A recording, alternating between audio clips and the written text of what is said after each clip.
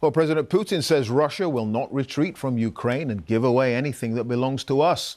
He made the comments while speaking to widows and mothers of Russian soldiers killed following his full-scale invasion.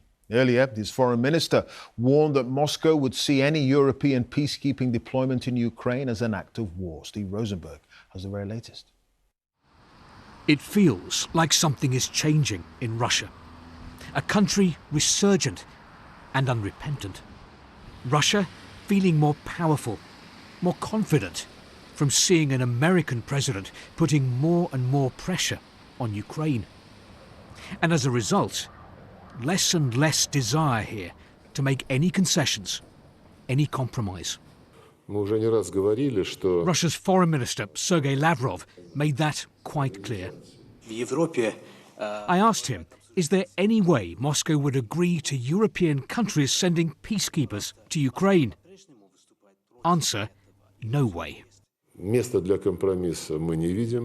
see no room for compromise here. This discussion is being held with an overtly hostile aim. This would mean no longer a hybrid involvement, but the direct, official and unconcealed participation of NATO countries in the war against Russia. And we mustn't allow this to happen. No compromise, but a lot of excitement lately on Russian state TV. America's doing things differently, reads the caption. It certainly is. Just 3 weeks after Donald Trump and Vladimir Putin spoke on the phone, the US has paused military aid to Kyiv and cut off intelligence sharing. Right now, it feels as if everything the Trump administration is saying and doing is good news for Moscow and very bad news for Ukraine. One Russian newspaper this week described the United States as Russia's partner.